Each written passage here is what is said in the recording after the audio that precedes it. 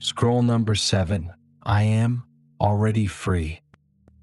Epictetus asked the question that this entire week has been circling.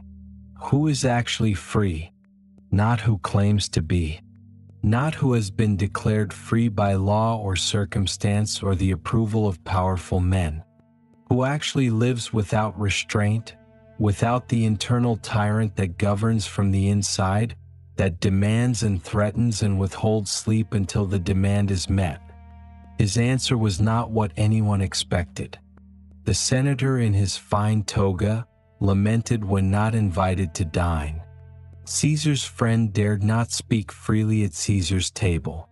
The consul, the magistrate, the man of inherited rank, each of them owned by something, by fear of losing the position, by the need for the next invitation, by the craving for the next confirmation that they still mattered. Epictetus said, "Do not look at their titles or their wealth. Listen for the word master from inside their own chest.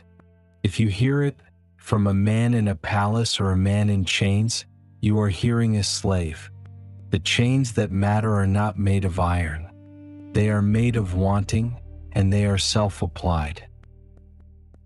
I am already free." The Acropolis is not the fortress on the hill. It is the one inside. The tyrant is not the emperor.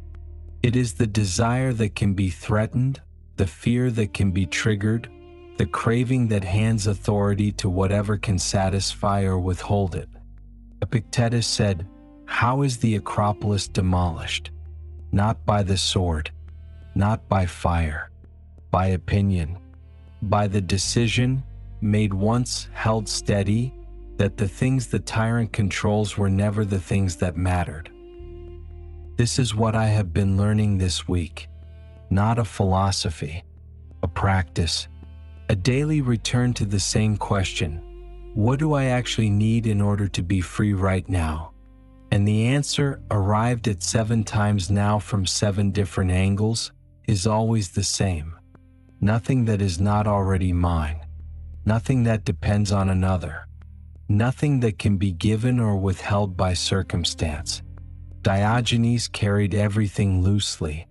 If you laid hold of his property, let it go. His leg, let it go. His body, let that go too. Not because these things did not exist, but because he knew where he had them from and on what terms, and he did not confuse holding them with owning them. He had cast off all the handles of slavery. There was nothing to grip. That is the image I carry. Not the philosopher on the hill. The man with nothing to hold against him. I am already free. Socrates chose the hemlock over the base act. Not because he did not love life, he did. Not because he was indifferent to his children, he was not. But because he understood that what he was preserving by dying was worth more than what he would preserve by surviving. His fidelity, his honorable character, the part of him that could not be assailed. He said, "It is not possible to save such a man by base acts. He is saved by dying, not by running away." I am not Socrates. I am not Diogenes. I will not be tested the way they were tested. But the principle is not reserved for philosophers or martyrs. It is available to me in the ordinary dimensions of an ordinary life. Every moment I choose my response over my reaction, I am free. Every moment I hold my character when it would be easier to let it go, I am free. Every moment I release something that was never mine to keep, I am free. That freedom does not announce itself. It does not require an audience. It is simply the condition of a person who has stopped handing the keys to others. This is what the week has been. Not 7 separate teachings.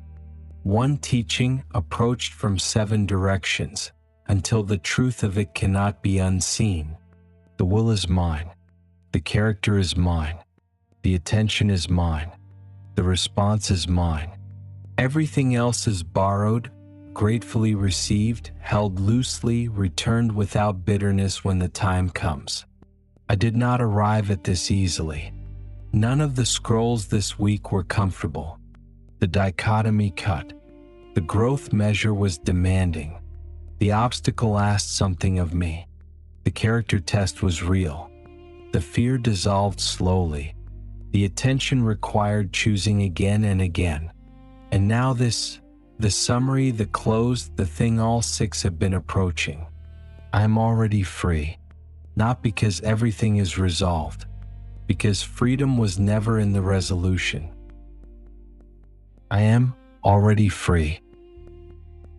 Epictetus said, "Freedom is acquired not by the full possession of the things which are desired, but by removing the desire." This is the sentence the whole immersion has been building toward. Not the absence of wanting. The absence of the craving that hands your sovereignty to whoever controls the thing you want. I can want. I can prefer. I can work toward. But the moment any external thing becomes the condition of my peace, the moment I say I cannot be free until I have this, I have handed the keys to someone else. I will not hand the keys. Not today. Not for a consulship or a dinner invitation or the approval of a person whose approval I have been chasing. Not for comfort. Not for safety. Not for anything that depends on the will of another to arrive. The festival is real. The world Epictetus described, come to observe the administration, to join in the spectacle for a short time, is real. I am here. I am in it. And the question is not whether I will eventually leave, but whether I will have been fully present while I was here. Whether I will have used what was given. Whether, when the time comes to depart, I will go as a grateful and modest man, not having wasted what was lent, not having mistaken borrowed things for owned ones. I came with nothing.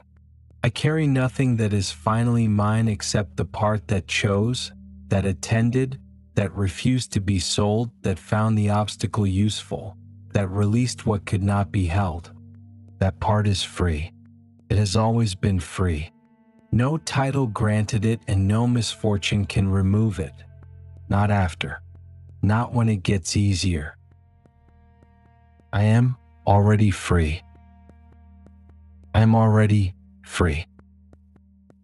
I am already free.